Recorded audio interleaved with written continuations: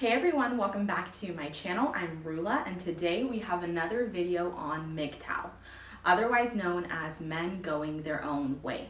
So I filmed a previous video on this and I read through all of your comments and I realized that a lot of you guys wanted me to incorporate data, statistics, and facts rather than just my biased opinion. So I'm listening to you guys, and that's exactly what we're doing in this video. So if you really want to learn the truth behind some real topics, 6 of them in specific, then keep on watching this video. We are going to be talking about prison sentences. We're going to be talking about divorce, child support, domestic violence, suicide, and the gender pay gap. So once we go over all of that information, I'm also going to be talking about 2 different sources.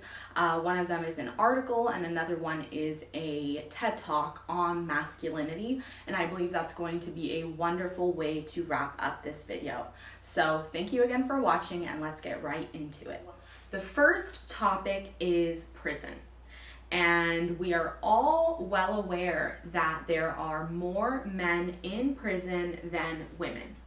Now, in my previous video, I did say that, hey, most people are in prison because they committed some sort of crime, right? Yes, there are people who are wrongfully committed, but for the most part, people are going to jail because they did something wrong. So the facts show there are more men than women in jail. In specific, according to the U.S. Census Bureau, there are 93.2% of men in jail, while there are only 6.8% of women in jail. So this is completely alarming, especially when we consider that there's about a 50-50 split of both men and women in the United States. I do want to mention that people go to jail because of doing something illegal. So clearly this shows that men are committing more crimes that are landing them in prison. But on the flip side, I do want to talk about something that is not fair, and that is the prison sentence length and the difference based on gender. This was something that you guys brought to my attention, and I want to thank you guys for bringing this up to my attention because it was something I was not well aware of, but I did my research and I found that women of all races get shorter sentences than men. So this is true across all ethnicity, whether the woman is Hispanic, white, black, or any other ethnicity. Women were receiving anywhere from 15 to 45% shorter prison sentences than their male counterparts. Now, this is something that I stand firmly against. I believe that both men and women should be held accountable for their mistakes in an equal and just manner. So it is just absolutely absurd that women are receiving a shorter sentence for committing the same crime. This is completely unfair. I do stand behind this MGTOW ideal that men are discriminated when it comes to the justice system. But I want to point out that women aren't the ones deciding these sentences, right? Jurors and judges are both genders. So rather than attacking, one another, why not advocate for policy changes? Why not write petitions and, go to rallies and actually make changes where it matters? At the end of the day, nothing is going to change the justice system besides votes and politicians. So instead of attacking women, realize that women are not the ones dictating how long their sentence is in comparison to men. What's dictating that is the justice system.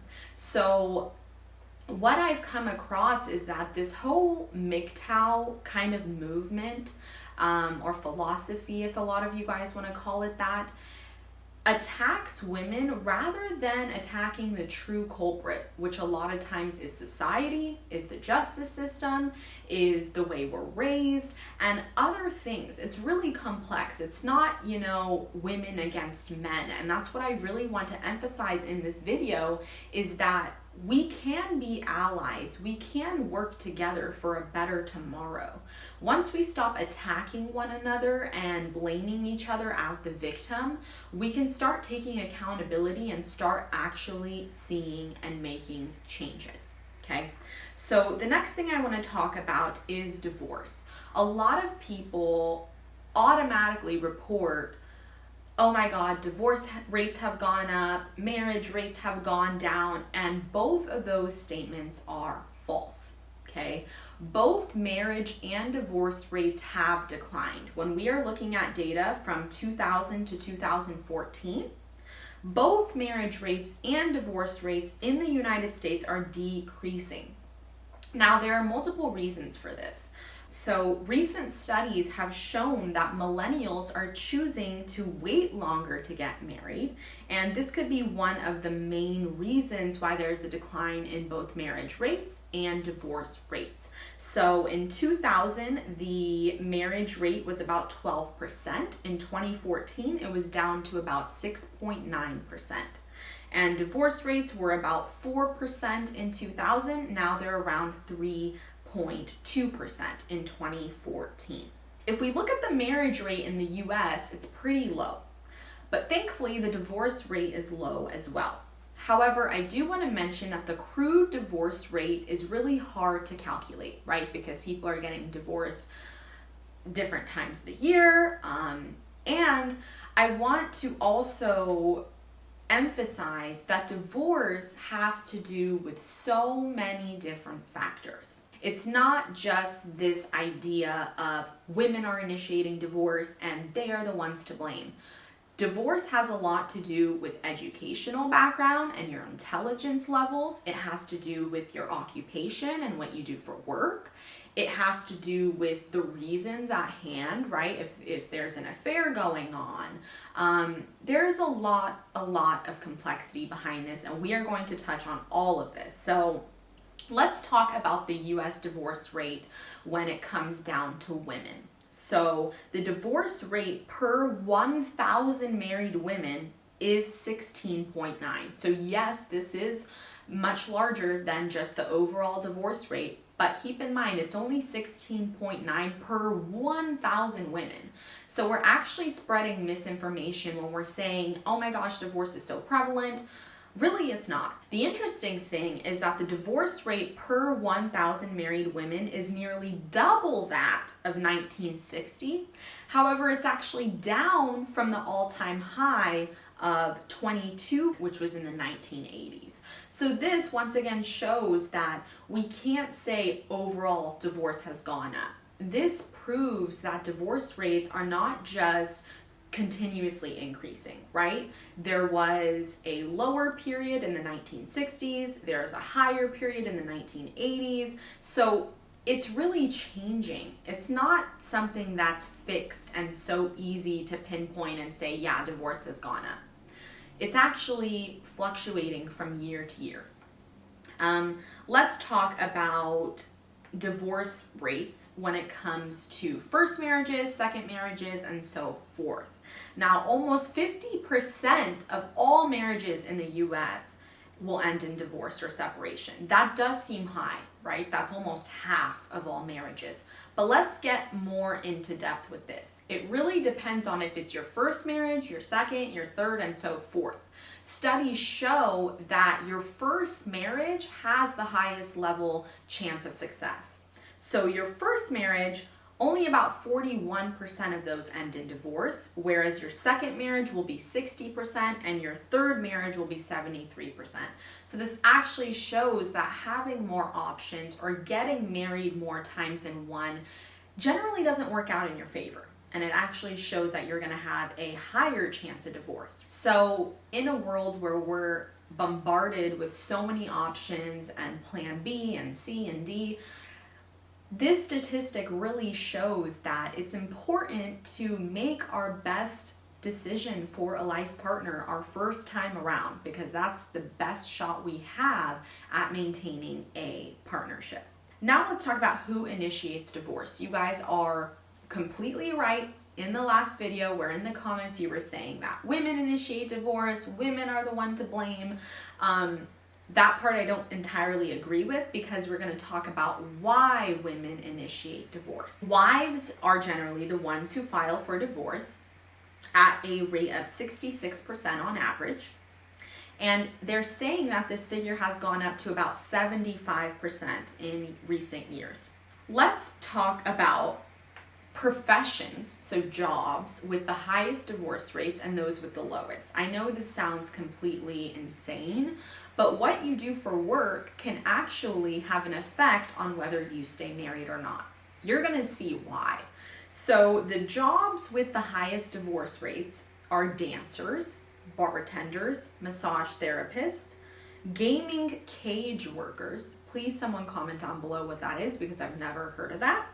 And gaming service workers. So as you can see, these jobs are kind of out there, and it would kind of make sense why people who are involved in this type of work may file for divorce more often. I mean, they're probably in an environment that's not so conducive to a healthy marriage. Now, on the other hand, jobs that have the lowest rates of divorce are going to be farmers, optometrists, podiatrists, clergy, and agriculture engineers. So as we can see, these are more stable jobs. These are family-friendly jobs, right?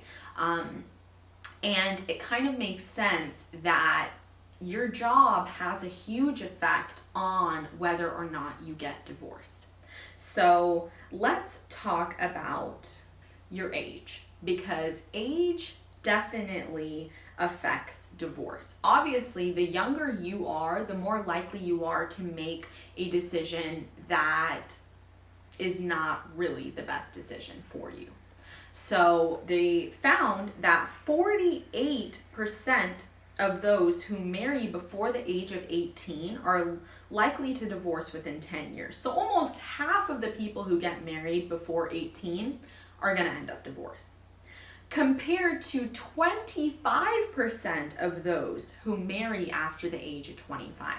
Now it makes sense why the divorce rate seems so high, right? When we see that statistic of 41% of first marriages fail, well, remember, there are 16-year-olds who get married. There are 18-year-olds who get married. Those people tend to end up divorced because they haven't really formed an identity yet. They haven't lived their life, had a career, had the life experience that we all need to make a sound decision when it comes to choosing our life partner, which is one of the biggest decisions that we'll make throughout our whole life. This statistic basically shows that it's better to wait until you're at least 25 to get married. They're saying that those who wait to marry until they are over 25 years old are 24% less likely to get divorced. So you're increasing your chances of a successful marriage just by waiting until you're 25.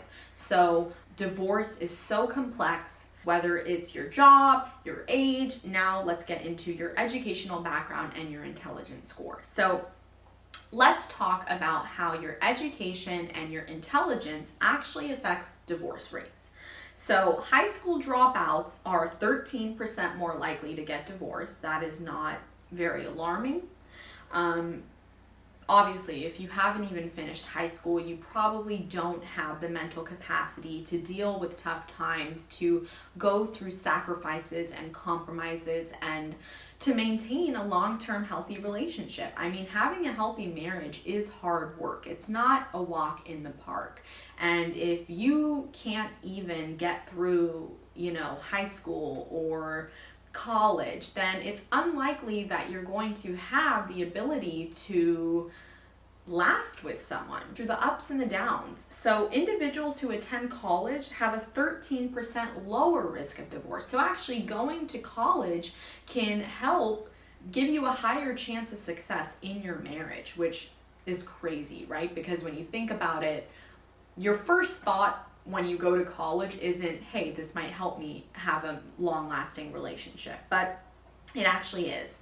And furthermore, those with below average IQs are 50% more likely to be divorced than those with above average IQs. So clearly, people who are intelligent are able to maintain not only probably, better careers, but even better relationships. Now let's get into why people get divorced. This is when it makes sense why women are generally the ones initiating it. The number one reason why people file for a divorce, at 73% of those filing, is a lack of commitment.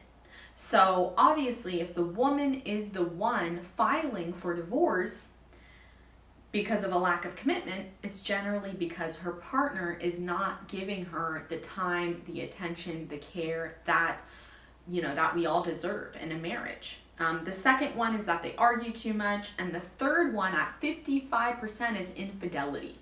So clearly we see here that women are filing for divorce more often so because their partners are showing a lack of commitment or are involved in affairs. Some other things are they married too young, there was unrealistic expectations, but something which is also very important, 1 in 4 divorces are filed because of domestic violence within the relationship. So abuse is a huge issue, and we are going to talk about that later on in this video. So as we can see from all of this data, yes, we can make the claim women are the ones who file for divorce more often, but let's keep in mind that age, educational background, intelligence, all of these things, your job, all of these things affect whether or not you get divorced. And more than likely, women are filing for divorce, not just because they feel like it or they found someone better, but it's because they're not receiving the commitment or the loyalty or, the respect that they deserve. So let's keep that in mind before we just point fingers and say that women are destroying marriages, women are the reason why a lot of kids end up with single moms. There's a lot more to the picture here, and that's what I'm really hoping to do with this video is, share this information so we can become more well-informed and we can help each other, right? Rather than blame each other, why not help each other?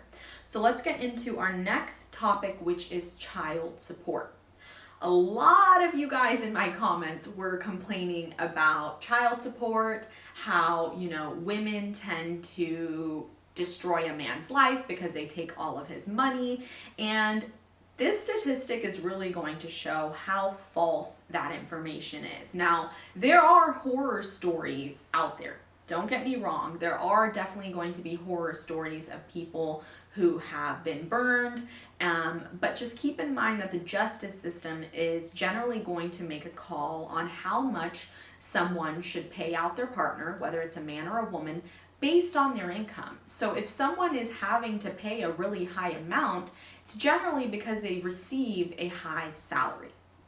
But let's talk about averages here. The average amount of child support due was $5,760 per year. That's less than $500 a month. That's not that much when you think that money is going to feeding a child, to making sure it's in a safe environment, to putting, a roof over the child's head, getting diapers. These are necessities. So $500 is not that alarming to me. What is alarming is that only 60% of that money was actually received. So of that $500 per month, only about $300 a month are single parents actually receiving. Yes, it is true that women are going to be the ones receiving this aid for the most part. 52.7% of single mothers were awarded child support, while 39.6% of single fathers were awarded child support.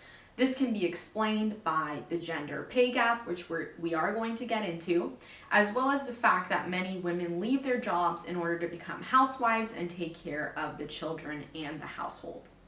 So, It really does bother me that a lot of you guys in the comments were bashing women for destroying men's lives, for taking away their children and XYZ, when really, on average, single parents are only receiving $287 per month in order to take care of food, shelter, clothing, medical costs, education, and more. So I know personally I spend more on groceries and gas than that amount. And to think that you're taking care of multiple children with that amount of money, to me, should be very doable. If you are not able to pay out $287 on average per month, worse comes to worse, if, lo and behold, your marriage ends in divorce, then you probably shouldn't be having children to begin with. You probably aren't ready to start a family if that amount of money is going to be such a huge, hindrance in your life. Now let's talk about something that's very important, and this is domestic violence. A lot of you guys were in the comments speaking about how men have things harder, men suffer from more depression, which is true, and have a more higher chance and risk of suicide. We are going to be talking about that. A lot of you guys talked about men having to pay child support and having longer prison sentences, and that's why I'm presenting all the facts here. You are correct. But I also want you guys to realize that if you're going to speak on those situations, you also need to speak about other situations such as domestic violence. 85% of domestic violence victims are women. That is a huge issue. 1 in 4 women will experience some sort of domestic or dating violence throughout their lifetime. That means if you're in a room of 20 women, 5 of those women have already or will at some point in their life be abused by a partner of theirs. Women are actually more likely to be abused by a partner than by a stranger in the street. We're always victimizing women and telling them what to wear and how to conduct themselves and don't go out at night, when the reality is that most of their abusers are their loved ones. And this is just completely disheartening. This is completely heartbreaking. And if this doesn't make you upset as a MGTOW individual, then you really need to reevaluate your ideals. As a MGTOW person, the whole kind of premise behind being a MGTOW is standing up for your rights and your freedom and, recognizing where there have been injustices. I think that it's important to address all injustices, whether they are, victimizing men or whether they're victimizing women. And domestic violence is something that had to be brought up in this video because that is an inherent part of dating in our culture, unfortunately. We should all be speaking up on it, whether we're MGTOW, whether we're feminists, whether we're just normal everyday individuals. So another really just disgusting statistic is that as many as 324,000 women each year experience intimate partner violence during their pregnancy. So while a woman is doing her best to raise her baby, her embryo in a healthy and safe environment, she could be, beaten or abused or even raped by a partner. This is just absolutely unacceptable. Domestic violence is the leading cause of injury to women, more than car accidents, muggings, and rapes combined. Why aren't we discussing domestic violence? And why aren't we raising men to be able to deal with their anger and their emotions rather than take that out on women? It's really just, it's crazy. It's really hard to even discuss without getting all heated up. And the next topic that we're going to be talking about is suicide. And suicide does affect men more than women. And this shows that there is this recurring theme of men not being able to deal with their emotions in a healthy manner. And that is something I stand up for as well. I am a huge advocate for men receiving help, whether it be through therapy, whether it be being able to actually talk with their friends and family about sensitive topics, being able to cry, being able to just show their feelings without feeling like they're going to be criticized or judged. If we had a society where men felt more confident to express themselves rather than having to hurt a woman to, exert their dominance or power, we would have so many changes in this world. The world would be a better place. That's why this video is really not biased. I'm really giving you guys a neutral viewpoint on both the challenges that men and women face, right? Rather than saying that one sex has it much worse or better than the other, why don't we just agree to disagree that we both have pretty hard challenges. It's tough being an individual. It's tough being human. Whether you're a man, whether you're a woman, we both have extreme challenges. And until we can stand up for one another, we're never really going to see any change. Every 9 seconds in the US, a woman is assaulted or beaten. In the time that you're watching this video, there were dozens of women who were abused by their partners, and this is not okay. The next topic is suicide, which is a very sensitive topic, and I'm going to try to handle it with as much care as possible. Statistics show that the suicide rate among American men is about 4 times higher than among women. This information is from the Center for Disease Control and Prevention. Now, women are more likely to attempt suicide, but men are more likely to succeed. So this means that men are using more kind of permanent methods. Overall, I find this extremely heartbreaking. I am an advocate for men being able to express themselves, to show their emotions, to get help. We need to stop raising men to man up and, be strong and be this all the time. We need to allow men to be themselves. And this goes for both men and women. Like, women should not feel that they must wear makeup and have their hair done and shave their legs every day. We're actually going to be talking about this more when I discuss the TED Talk that I watched, which one of you guys actually sent to me, and I want to say thank you for that. Rather than trying to raise women to be more ladylike and raise men to be more manly, why don't we just raise people to be better humans, right? Why can't we just simplify it and allow people to be themselves? I feel like if we had the freedom to be who it is we wanted to be, there wouldn't be so much hatred in this world. There wouldn't be so much suicide and domestic violence and inequalities when it comes to all of these things and all of these topics that we're discussing in today's video. And there's so much more that, we could get into.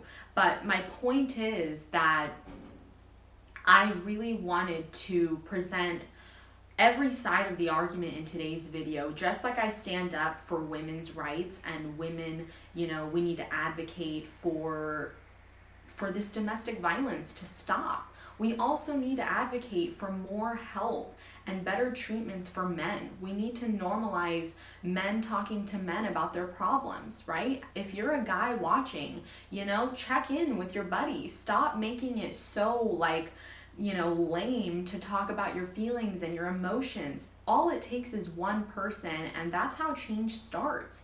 And women as well. I know that there have been times where, I've had friends tell me, why don't you do your hair tonight? Or why don't you wear heels?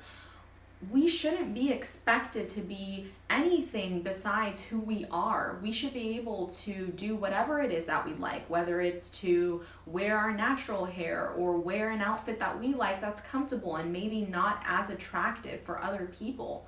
So I know I went off on a tangent. We have one more topic to get through when it comes to statistics and facts, and then we're going to get into an article and a TED Talk that was sent by you guys. So we will be discussing that today. Now, the sixth topic is the gender pay gap. A lot of you guys in the comments were, misinformed in thinking that there's no gender pay gap that exists in 2021, but in fact there is.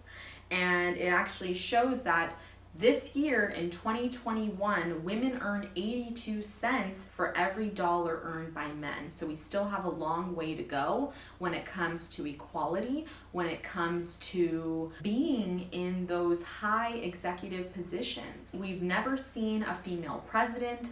There are not many women who are in high status positions, whether it be CEOs or, politicians.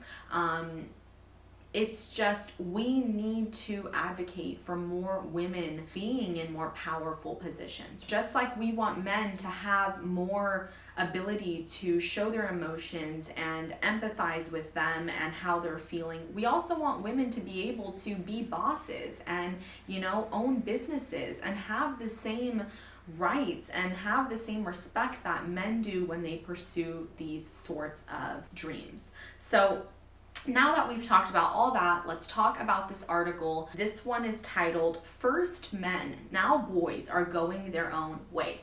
Now, there was a quote in this which really resonated because a lot of you guys in my previous video were kind of giving me your view on what it means to be a MGTOW. I know I had it wrong. A lot of you guys were quick to let me know that I was describing MGTOW in an incorrect way. So I want to include this quote because I think you guys will agree with it. And this MGTOW member says, essentially MGTOW is a statement about living life your way rather than trying to make a woman happy or being a slave to cultural expectations. And honestly, I love that. I love that, I respect that, I admire that, and I honor that. I think we all have the freedom to do what is best for us. I know in my last video I was saying, I don't know why men would opt for no dating, no marriage, no kids, but you know what? Everyone has the freedom to make the decision for themselves. It might hurt my feelings, it might hurt other girls' feelings, but at the end of the day, we are all allowed to do what we want. And a lot of you guys were kind of coming for me, telling me, oh, when a woman, wants to be a single independent woman, she's cheered on and she's celebrated and applauded. But when a man wants to do that, he's looked down upon. And I want to apologize if that's how it came off in my video, if I said anything that was insensitive. To be honest, I celebrate men who want to, go their own way, as long as they are not harming women, in the process, as long as they're doing what's best from them and they're doing it from a place of love. The problem that I see was a lot of it was from pain. And I've realized that anytime we do things from a place of hurt, from a place of pain, we never really achieve a change. We never find different results. So I just encourage you guys to follow your own path, whatever that looks like, but make sure you're doing it because it's right for you. Don't just fall into this hole of so-and-so told me that divorce is so prevalent and, his wife took everything from him and X, Y, and Z. Because let me tell you, women hear horror stories all the time of being stalked by their ex-boyfriends, being abused by their husbands, but we still strive for a better outcome. We still believe in a healthy relationship. We still have hope. And that's kind of what I wanted to come across, was that it's okay to go your own way. And whether you're a man or woman, that's fine. But just continue to have hope, because I feel like once you lose hope, what else is there to really grasp onto? Let's keep going with this article. So there was an author and a psychologist, Meredith Fuller, and she says, we have a younger generation who are chaotic and rudderless. They have no role models, no mentors, and no sense of where they fit into society. It's crucial that we encourage our children to find a mentor, a teacher, a relative, or someone who teaches them sport. Someone who they can communicate with, talk honestly to, and learn skills about healthy relationships. There is no reason that a teenager who's barely 13 or 14 is already opting for MGTOW, right? There is no reason that we should be separating ourselves from the other sex when we haven't even lived our life, when we haven't even formed an identity, right? I felt the same way about getting married young. We also shouldn't be forming such bold opinions from such a young age. Now, the psychologist continued on by saying that both sexes have different challenges. This is really what I wanted to address in this video. We've lost sight of that. We're stuck in a gender war, and it's harming our children. It's becoming very narcissistic, selfish, and a sense of entitlement is running rife. We need to get a focus back on having respect for other human beings, for partnerships, loving bonds, and trust rather than simply seeing what you can get out of a relationship. Children need to learn that sense of give and take. They need to be taught about delayed gratification. Life is not all about self. It's not all about making yourself happy instantly and constantly. And it's not about running away from the opposite sex. It's about learning to communicate effectively and genuine caring. I really, really loved that article because she was not saying, don't go MGTOW, that's the wrong decision. But she was just saying, hey, do you realize that we're in war with one another rather than attacking the true culprit, which is the justice system, which is the way that we're raised, which is the societal norms, which is the gender stereotypes. That's what we should be attacking, rather than pointing our fingers and saying men are the victims or women are the victims or men have it harder, but women have this that's more challenging. Why not just empathize with each other? Because until we can listen to one another and understand where the other one is coming from, we're never really going to make a positive change. We're never going to have different laws in place. We're never going to see a day when we're truly equal in every sense until we start fighting where we can, which is by signing petitions, voting for the right laws. That's what we need to be fighting against. It's not with one another, because we're just separating ourselves further from the truth.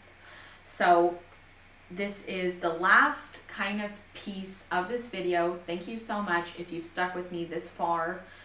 This TED Talk was sent to me by one of you guys, whoever you are. I appreciate you, and I loved this TED Talk. I encourage you guys all to watch it. It's Justin Baldoni's TED Talk. It's titled, Why I'm Done Trying to Be Man Enough.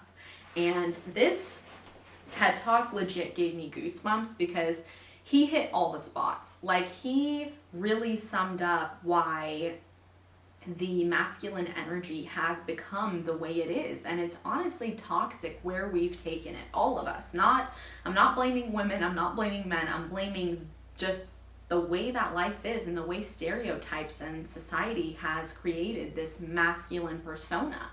So Justin Baldoni is an actor, and he started off by talking about, his roles in movies and how the masculine character is always portrayed as like machismo and like powerful and like being charismatic and strong.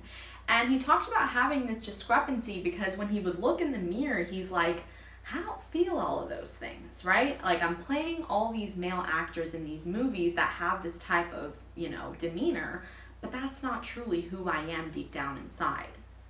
So one quote he said that truly resonated with me, which I wrote down, was that I've been pretending to be strong when I felt weak, confident when I felt insecure, and tough when really I was hurting.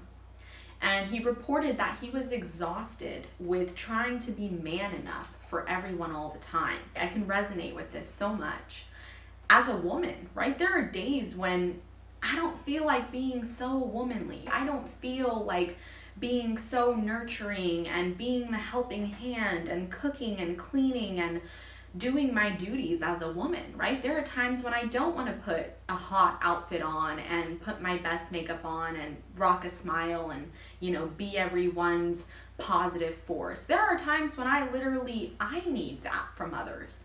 So I think both genders can really understand what it means to be disillusioned with just not feeling like yourself. He also said that when he was growing up, in order to feel accepted by other men, he had to kind of dismiss the feminine traits, like, oh, being emotional, that's considered like, you know, being a wuss, or, you know, being empathetic, oh no, that's for girls. He said that's extremely wrong and toxic. We as humans should not be forced to be anyway. And even more importantly, rather than striving to be manly enough or womanly enough or ladylike enough, why not just strive to be a good human being? Like, literally, why can't we just make it that simple? And it's funny because during this TED Talk, I thought about my parents, and I was like, dude, Justin Baldoni is so right. Like, when I look at my dad, he is so masculine, right, when it comes to certain things. Like, he builds things, he repairs things, he knows how to do oil changes, tire changes, he's an engineer, he's very logical. But guess who sheds tear when I give him a birthday card? He does. And when I look at my mom, she is like the total typical feminine energy. Like, she knows how to throw together a killer outfit, and she knows how to accessorize and take care of her body by exercising. And, you know, she's the definition of being a nurturer and caring for others when they're sick. But she is the most stubborn, hard-headed person ever. And I've probably like seen her cry once my entire life. So in a sense, even my parents shatter what it means to be feminine or masculine. And I think all of us as humans, we don't fall into one category. It's not black and white. It's more gray than anything. So let's go on to this quote that Justin Baldoni said. And this is basically, we're getting to the end of the video. So he says, he's speaking to his other men out there in the audience, and he's saying, are you brave enough to be vulnerable, to reach out to another man when you need help, to dive head first into your shame? Are you strong enough to be sensitive, to cry whether you are hurting or you're happy, even if it makes you look weak? Are you confident enough to listen to the woman in your life, to hear their ideas and their solutions, to hold their anguish and actually believe them, even if what they're saying is against you? And will you be man enough to stand up to other men when you hear locker room talk, when you hear stories of sexual harassment? I'm always getting emotional in these videos. Clearly, you know that I'm passionate about this subject and this topic. A lot of you guys judge me for it, but that's okay. Because you know what? It's okay. It's okay for me to be sensitive, and it's okay for me to be, you know, a little bit business-minded and masculine sometimes. It's okay. I can be all of those energies at once. And honestly, I don't care if people judge me in the comments or in the dislike to like ratio. Clearly, I wouldn't be here making another video if that was the case, because I'm confident to stand in my truth. And I want to let all of you know that we don't need to raise women to just be pretty and beautiful. We don't need to raise men to just be strong and powerful. We can be more than that. We can be more than what meets the eye, and we don't need to fit in this one box. I really hope that we can come together, all of us, and we can fight societal norms, we can fight the justice system, we can fight for change, we can advocate for one another. I can advocate for my brothers who are struggling with depression, who are struggling with an ugly divorce, who are struggling with, you know, thoughts of suicide. And I can advocate for my sisters who have been victims of domestic violence and who have had unfaithful partners and who are not given equal pay. I can advocate for everyone, and that's what I hope that you choose to do with me.